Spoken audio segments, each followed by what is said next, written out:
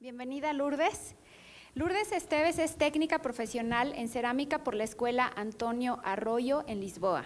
Tiene un bachillerato en conservación y restauración por el Instituto Portugués de Conservación y Restauración y una licenciatura en conservación y restauración por el Instituto Politécnico de Tomar.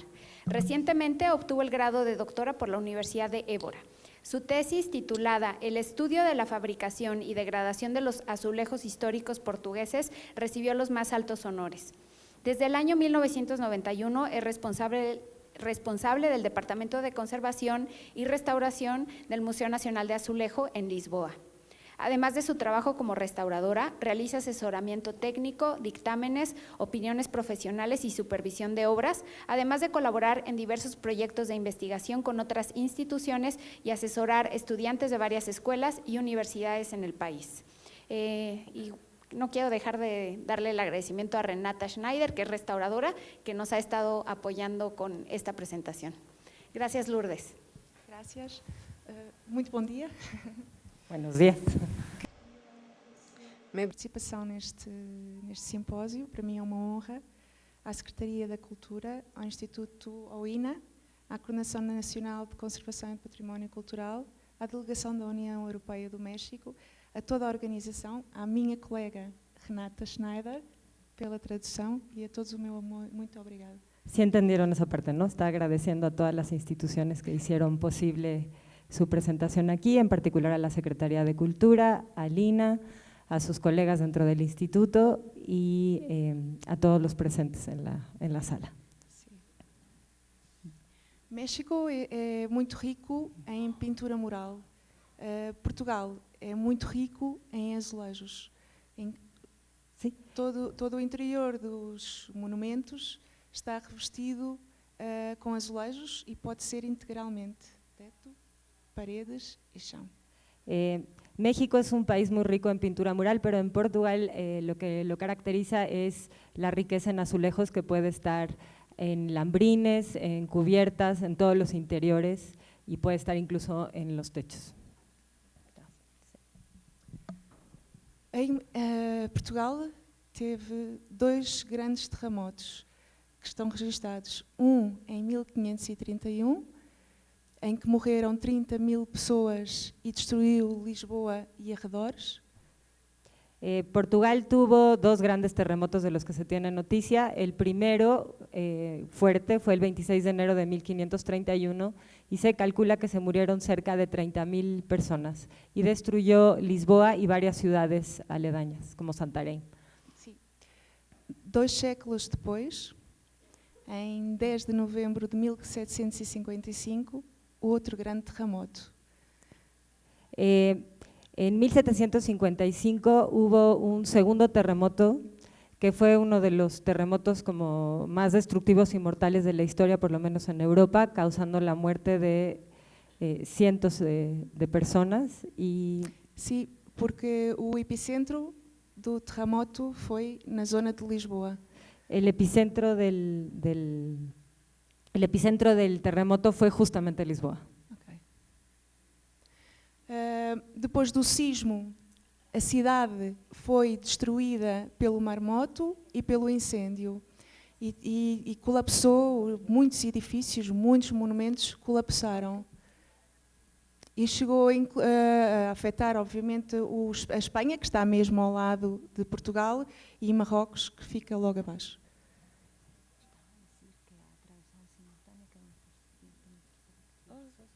Okay. Cerca de 85% dos edifícios ficaram destruídos, incluindo palácios, igrejas e muitos outros espaços com valor patrimonial. E esta destruição foi notícia em muitos países e fizeram várias pinturas, gravuras a representar a destruição desta cidade. O museu tem um grande painel que é chamado o Grande Panorama de Lisboa, onde está representada a cidade, vista do rio, com todos os monumentos e casas e praças, tudo pintado em azulejo, antes do terremoto. Isto é importante porquê? Porque através desta pintura que foi feita no século XVIII, e sabendo quais são os imóveis, os edifícios, hoje em dia conseguimos saber quais é que desapareceram e quais os que ficaram. Há aqui uma parte importante, que é Lisboa, neste momento, está muito rico de intervenções a nível de imóveis, porque o turismo cresceu, e muitas obras de remodelação e requalificação dos edifícios antigos. Com isso há escavações arqueológicas, e são estas escavações arqueológicas que hoje em dia nos transmitem e nos dizem o que é que se usava na época, isto é, quais eram as decorações no século XVI, quais eram as decorações no século XVIII. Tudo isto como consequência do terremoto, porque os azulejos estão lá caídos e enterrados. Também permite-nos escrever a história, isto é, a história do azulejo é muito conhecida em Lisboa, em Portugal e noutros países, mas esta intervenção a nível de arqueologia permite-nos encontrar novos padrões, novos painéis, novas mãos, novos artistas. Esta imagem que vos mostro são azulejos como consequência do terremoto e do incêndio, portanto são azulejos que estão com o vidrado queimado, e é este o aspecto que eles têm. O grande problema em Portugal, enquanto todos nós estamos à espera do terceiro terremoto, porque como se passa de 2 em 2 séculos, agora chegamos ao fim do segundo século e há muitas notícias relacionadas com isso. Temos de ter muito cuidado, porque vai aparecer o próximo sismo, mas na realidade Portugal não está preparado para os acontecimentos, tenho a certeza. Grande parte dos nossos edifícios e dos azulejos colocados no edifício são destruídos pela falta de manutenção ou então por intervenções erradas, como é o caso, por exemplo, deste edifício, que temos plantas que crescem no telhado e também o estado de abandono dos mesmos. Mas o azulejo é muito complexo, é um material muito complexo que reveste a arquitetura, pois é composto por um suporte poroso, que é a chacota, que é a parte do barro cozido, que tem numa das faces vidrado, que é impermeável, e é esse vidrado que é, no fundo, é a decoração. Como a argamassa é um suporte poroso, se houver problemas com a água no edifício, a água passa para a chacota, que é para a argila, para o barro cozido, e o vidrado acaba por formar ali uma barreira, vai fazer com que a água tenha tendência a subir. Também o processo de produção do azulejo é muito importante, é ele que vai ditar a forma como resiste às formas de degradação. Isto é, à vossa esquerda tem uma imagem de um azulejo do século XVII, onde se percebe um marmoreado, que é a amassadura de 2 tipos de barro, um vermelho e um creme. À vossa direita têm o resultado desses azulejos aos agentes de degradação, isto é, têm tendência a delaminar e a perder toda a sua decoração. Os antigos amassavam o barro com os pés, era a forma como era feita essa amassadura. Muitas vezes, e aparece escrito nos livros antigos, que não se queria uma argila estragada pelas pedras que os pés dos artífices levavam. Mas mesmo assim, nós conseguimos encontrar muitos azulejos com impurezas, com pedras vermelhas no seu interior, e o vidrado, que é a imagem que têm à vossa direita, acaba por colapsar.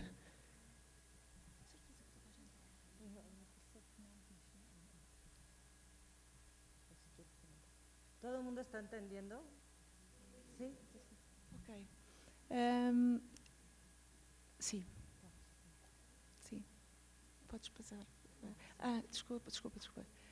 Perdi-me. Sim.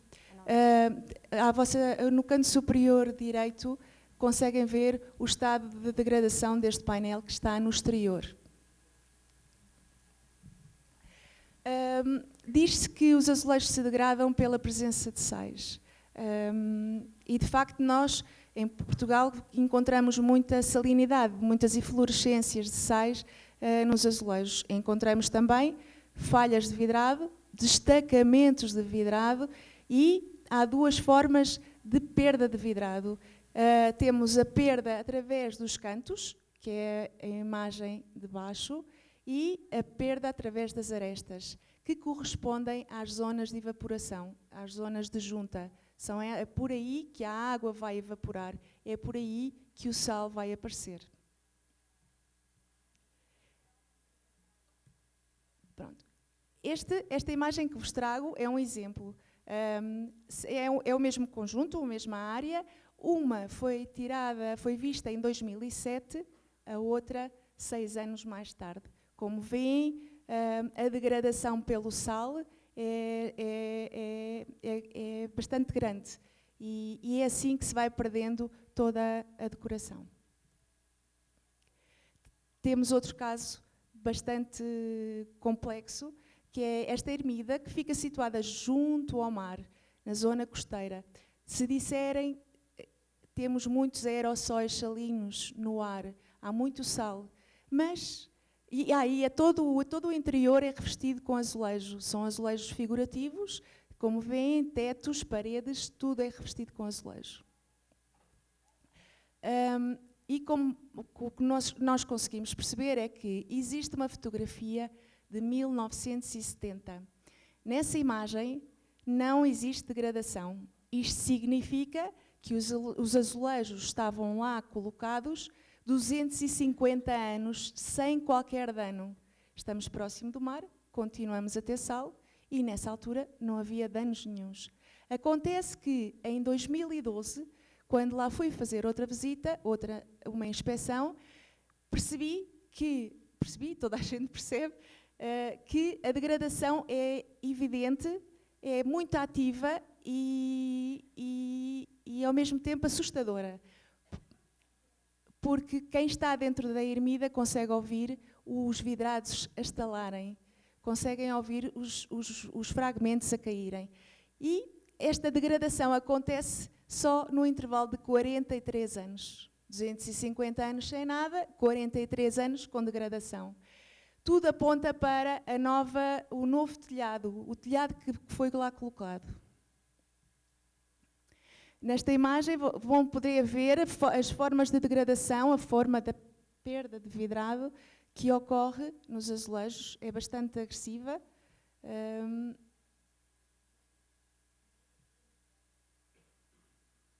E profunda. O que acontece é que, neste caso, o vidro vai caindo, a chacota vai caindo, mas não há nada que se faça, isto é, não há qualquer tipo de intervenção e os fragmentos, pelo que eu sei, são varridos e jogados fora. Sim. Outra degradação, e neste caso percebeu-se, no meu doutoramento fui fazer análise a todo o país, em vários pontos, e percebi que há vários sais. Há sais que até estão só associados ao botão e que aparecem no azulejo, que há um ataque alcalino.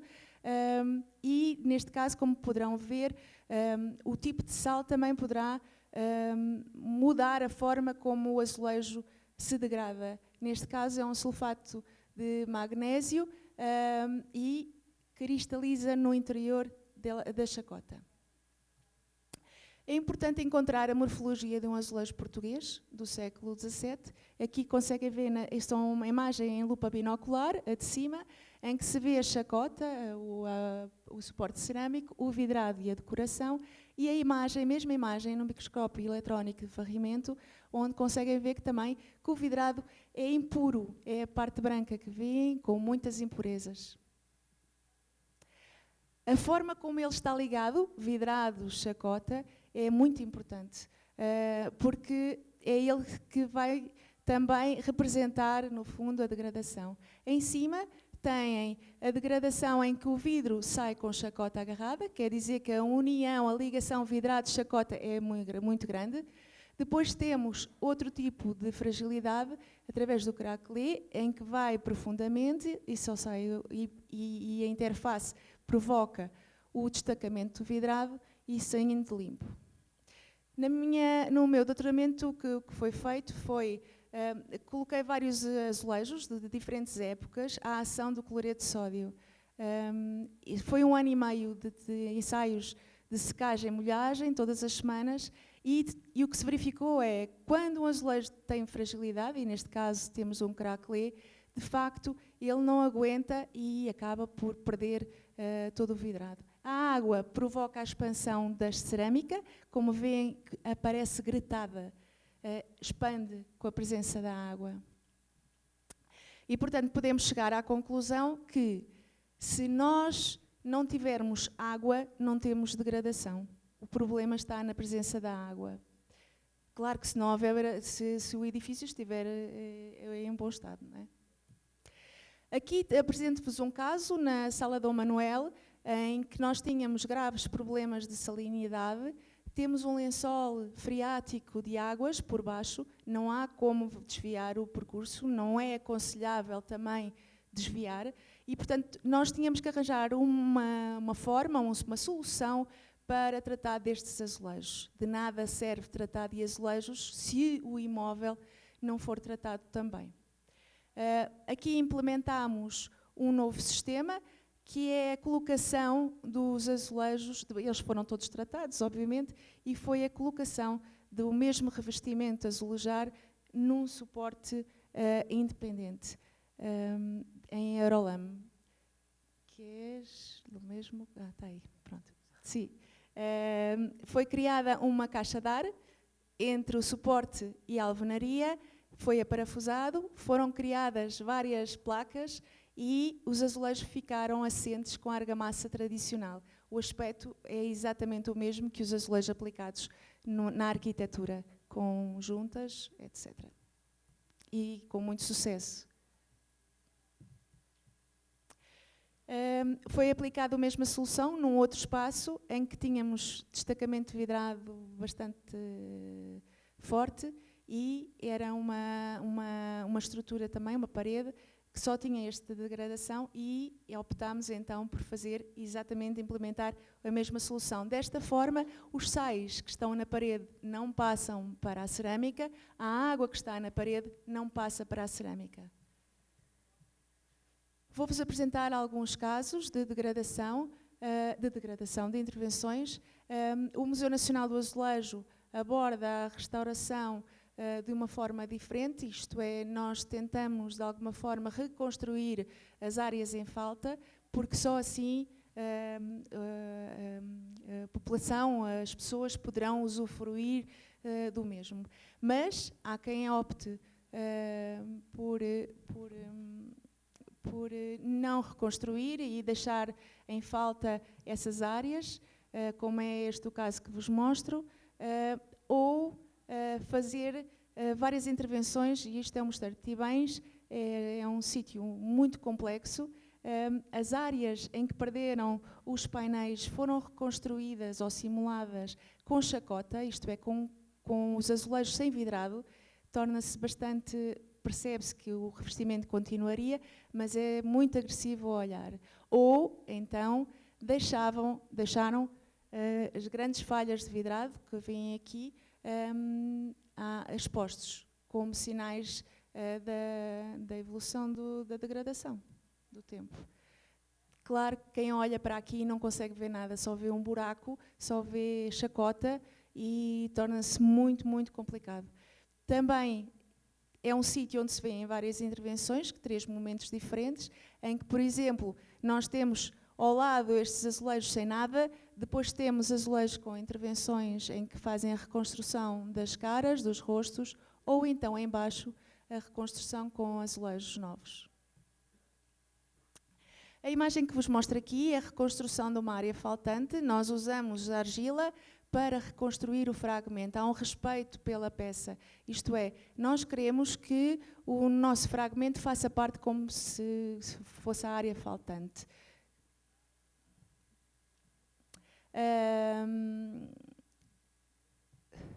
Quando há elementos, e há várias formas de intervenção, quando há elementos orientadores, e agora vamos mostrar então como nós abordamos a intervenção de restauro. Se é padrão, é possível reconstruir, é fácil, é só copiar e reconstruir, fazendo testes de vidrados e cores, pintar o mais próximo possível do original, havendo registro qual é o azulejo faltante, nós sabemos qual é o restauro. Portanto, se um dia se quiser tirar, nós podemos quitá-lo.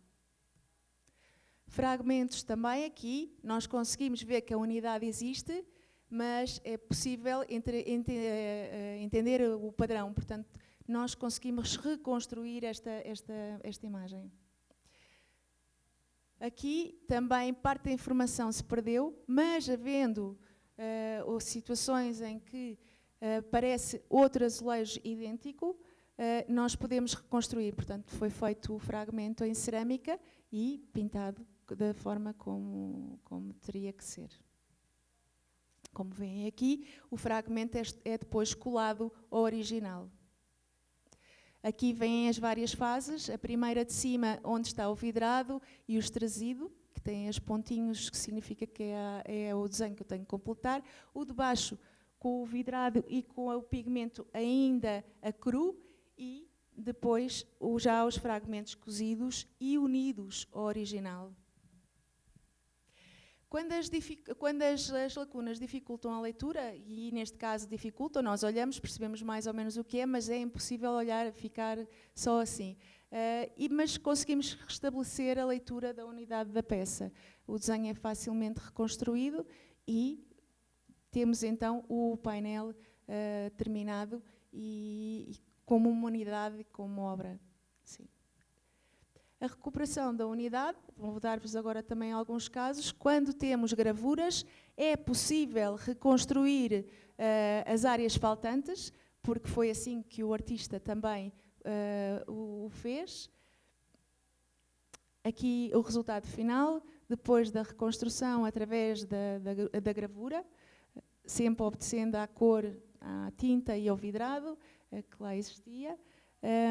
Aqui outro caso, com muitas lacunas, havendo também nova gravura, uma gravura muito mais completa do que esta pintura, também foi possível fazer a reconstrução da mesma. Os portugueses, quando pintavam no século XVIII, eram verdadeiros artistas, isto é, não ficavam agarrados às gravuras, transformavam-nas. E neste caso, por exemplo, temos aqui o Neptuno, em que tinha a cara virada para uma direção e o pintor virou a cara para outra, a direção contrária. Aqui, este era um painel com muitas lacunas, muito difícil de leitura, e nós temos que pensar, queremos um painel destes guardado em reserva, em que não se faz nada, deixámo-lo assim? Não. E então optamos pela sua reconstrução. Embaixo, na parte da cercadura, era a parte mais complicada, porque não sabíamos como terminar, porque não havia elementos orientadores, e o que foi feito foi desvanecer, no fundo, a pintura, e desta forma, quem olha para a cena central e não é perturbado com a nossa intervenção e com o buraco. Quando a unidade visual não pode ser recuperada, como é o caso deste, nós não sabemos que figuras ali estavam, não encontramos gravura, não existe qualquer registro, então optamos por completar a rosácea e não colocar nada no seu interior. É uma forma diferente de intervenção, como aqui veem. Sim. Este é um caso bastante complexo, não existia nada, não há elementos orientadores, mas também não poderia deixar os azulejos em branco. Aquelas áreas que vinham laranja não poderiam ficar brancas. Portanto, foi feito, completou-se de alguma forma, deu-se uma continuidade ao desenho com os azulejos que estão à volta e depois desvanecemos, deixámos as manchas em branco.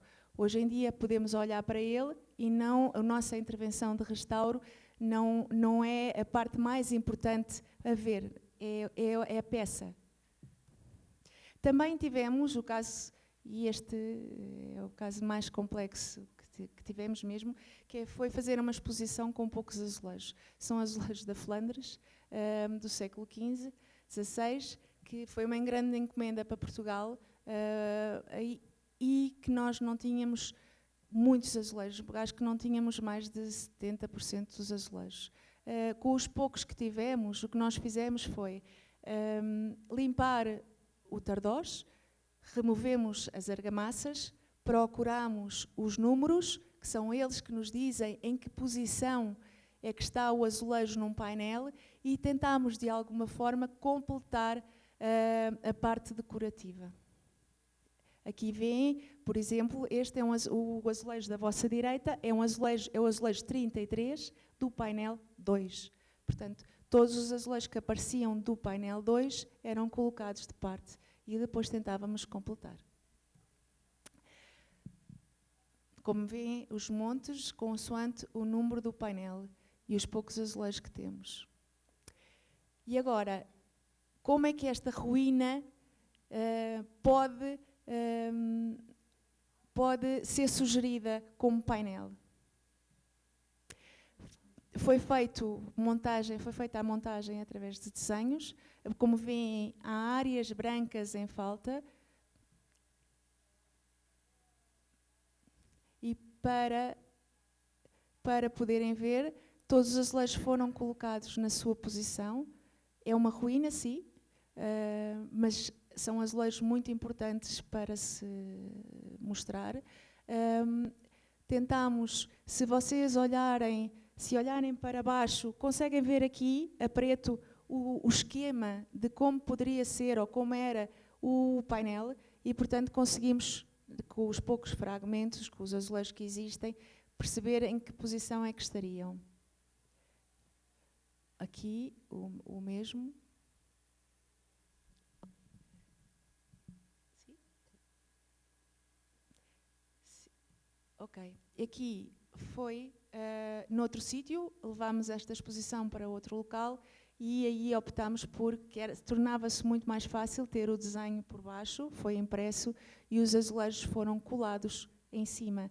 Assim era muito mais fácil de entender do que a primeira solução que vos mostrei. E desta forma foi possível mostrar uma ruína, sim, mas como ela seria em painel e permitir que as pessoas possam olhar, analisar, observar e estudar tão importante espólio.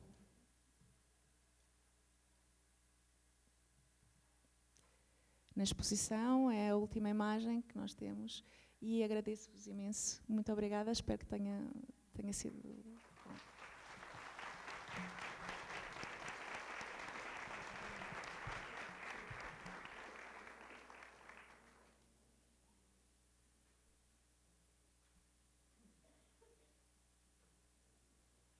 Muchas gracias, Lourdes. Aquí le pediría, vamos a abrir el espacio para unas preguntas y sí le pediría a Renata que esté traduciendo para que las preguntas queden del todo claras. ¿Quién tendrá alguna pregunta? Por acá, Roberto, por favor. Buenas tardes, felicidades por la exposición, es muy clara y muy interesante. Una pregunta, ¿qué material se utilizó para adherir los azulejos a los muros o a las bóvedas antiguamente y qué materiales se utilizan para lo mismo actualmente en la restauración? Naquele caso o suporte, o aerolame, é esse. Nesse caso, o suporte, o aerolame, foi preparado com areias de várias granulometrias para poder aderir à argamassa de assentamento com cal aérea e areia, tal como os tradicionais o faziam. Utilizan un material muy ligero que se llama aerolam, que es como una especie de honeycomb, pero que se utiliza en construcción de aviones. Lo colocan y luego utilizan arenas de diferentes granulometrías y van haciendo, digamos, como unos terciados con el mortero hasta que lo pueden colocar como se hacía originalmente, pero lo van terciando para que pueda ir, digamos, vaya adhiriendo mejor en la primera parte y luego vaya respirando hasta que lo colocan. Atualmente, esta foi a nossa solução que nos pareceu a mais correta.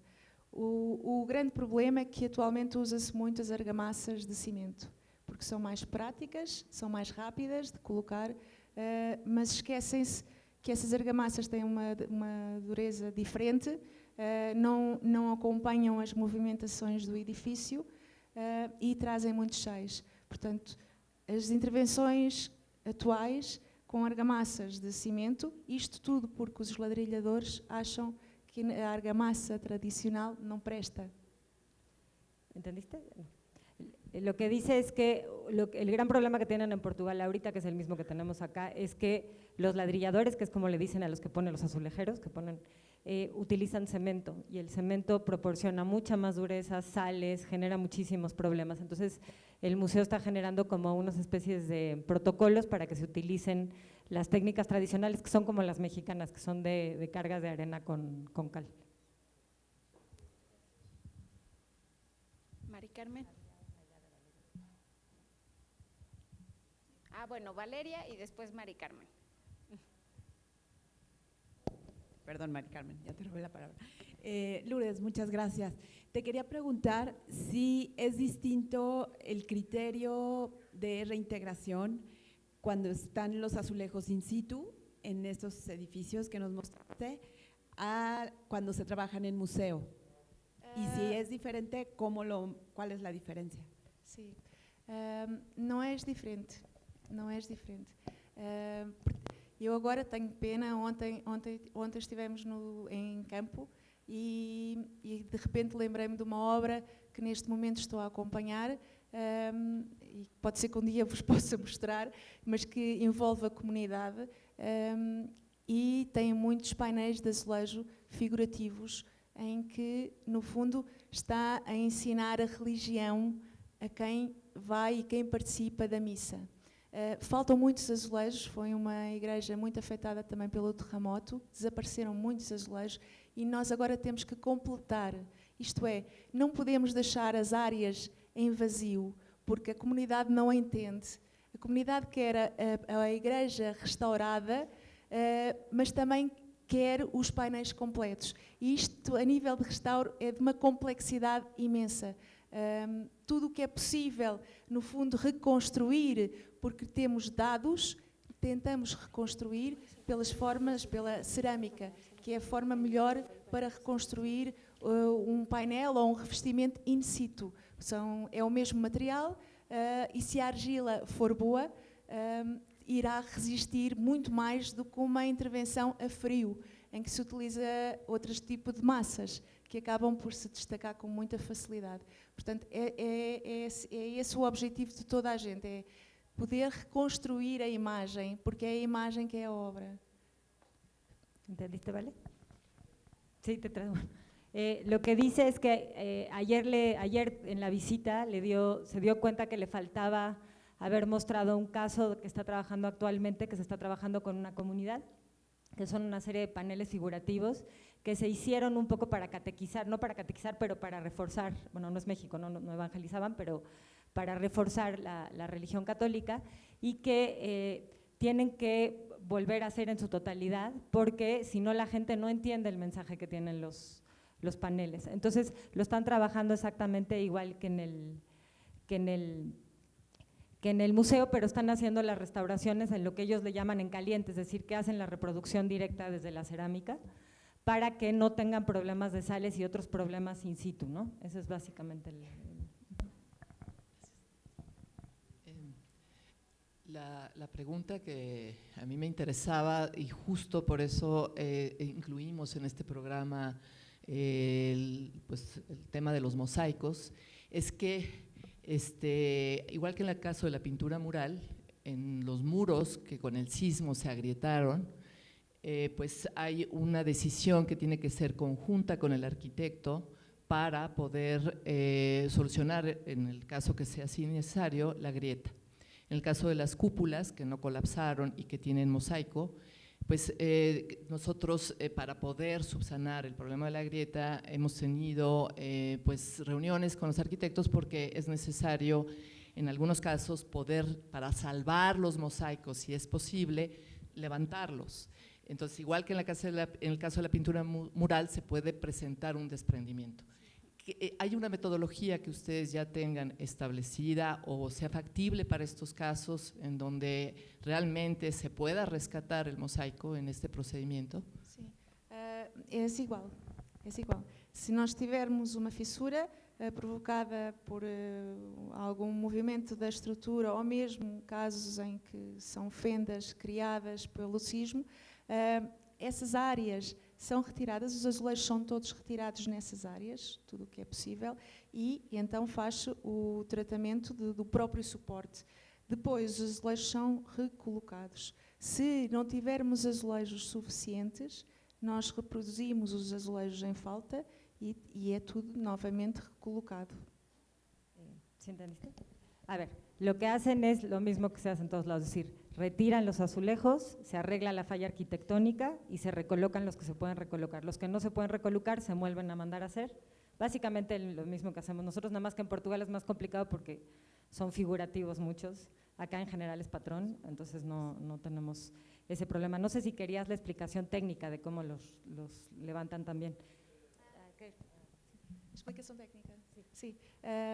Como é que levantamos os azulejos? Utilizamos, vai pela forma manual, utilizamos ou espátula e martelo ou escopro e maceta. A tensão é feita na interface chacota-argamassa e os azulejos são quitados. Lo que hacen generalmente es abren las juntas, porque las juntas son las que, si tú no abres la junta, lo que vas a hacer es que te vas a llevar el vidriado cuando lo abres.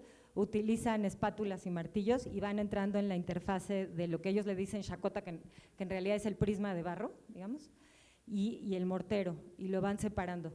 El otro problema que, bueno, no lo dijo Lourdes, pero que yo lo viví en Portugal, es que también pasa en México, es que los azulejos del siglo XIX y XX están hechos de polvo prensado, no están hechos necesariamente de cerámica, y esos azulejos son muy difíciles de quitar porque como no están polimerizados, la falla es muy fácil llevártelos. Ellos no velan, esa es la otra parte que es importante, nunca velan para poder tener toda una visión del azulejo.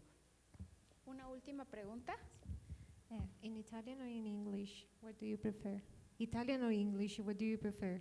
English or Italian? Italian? Ok.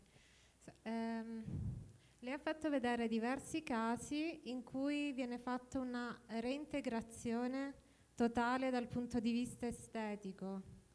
Come approcciate nel restauro e nella conservazione, soprattutto nella reintegrazione delle lacune, il problema del falso storico? Havendo registro do estado do painel, isto é, do revestimento de um edifício, a colocação de azulejos novos, quer dizer, o azulejo são unidades que podem ser tiradas em qualquer instante. Para nós é mais importante poder dar a obra como um todo e tu poderes olhar para ela e entenderes, do que ficar perturbada com todas as falhas que lá existem. Eu sei que no fundo essas falhas são sinónimo, representam a degradação, a vida daquela peça, mas se existe um registro, ele pode existir e fica. O nosso restauro pode ser retirado em qualquer altura. Não estou a alterar o original, estou a ajudar as pessoas a poderem olhar para a obra, entendê-la. Mais nada. Sim? Però ci sono diverse tecniche con cui si può distinguere, comunque dando sempre l'idea dell'immagine dell'insieme. Se ho capito correttamente la risposta. Agora não entendi. Che comunque ci sono diverse tecniche con cui si può distinguere pur ridando l'immagine dell'intero. Sim. senza possível andare distinguir. a creare un É falso che o è restauro, difficile da sim, distinguere. o restauro a quente é possível de se perceber. Porquê? Porque a superfície vidrada é mais lisa, é mais brilhante. Quando nós olhamos, percebemos que ele está lá. Quem é entendido, quem está no restauro, quem está a olhar para o monumento e para a peça que lá está. Quem for só um observador que está de passagem, não vê. Mas para um entendido, consegue identificar as áreas faltantes. Isto é, as áreas que foram completadas. É possível fazê-lo. Não estamos a falsear completamente. Ok? Obrigada. Gracias. ¿Entendieron eso, sí? Sí. Muy bien, pues le queremos agradecer mucho a Lourdes con un aplauso. Y bueno, y comentarles también a todos que Lourdes accedió también a quedarse prácticamente una semana más, pues vamos a tener, creo que los restauradores específicamente tenemos mucho interés en el tema de actualización y va a estar con nosotros la semana que entra en un curso en la coordinación. Ahora estamos cerrando este primer bloque, les pediría, pueden salir a tomarse un cafecito, vamos a estar de regreso por favor aquí a la 1:00. Les pido por favor que las siguientes conferencias van a ser en italiano, entonces quien quiera traducción por favor que con su identificación pide el equipo en este tiempo que vamos a estar afuera. Muchas gracias.